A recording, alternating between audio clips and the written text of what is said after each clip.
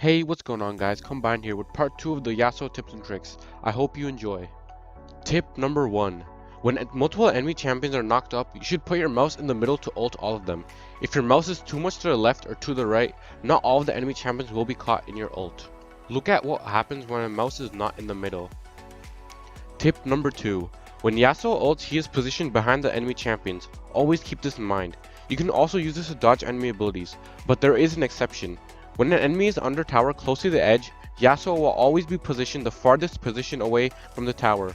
If they are too deep under tower, you will still be positioned behind them. Tip number 3. When you ult, Yasuo will reset his passive shield, meaning if you press R when you don't have passive up, it will automatically give you the passive shield. Use this to your advantage when you are low and you need ult to survive. Tip number 4. Yasuo can actually ult off the dragon, knocking back enemy champions. Tip number 5.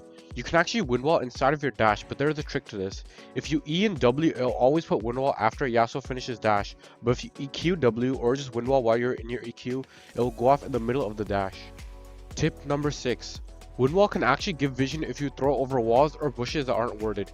You can use this to dash through camps if you do not have a ward available or the area itself has no vision. Tip number 7.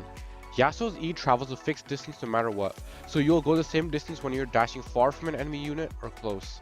Use this to your advantage. If you want to dash through an enemy further, stand right next to them in order to go farther back.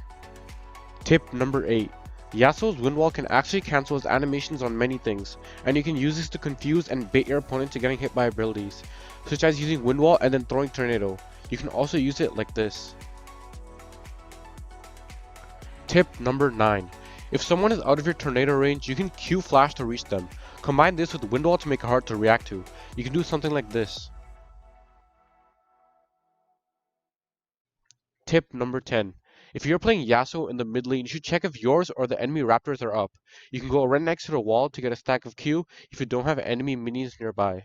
That is going to wrap up this tips and tricks video. I hope you enjoyed. If you learned something new in this video, leave a comment down below. Please like this video and subscribe to support what I do, and I'll see you in the next one.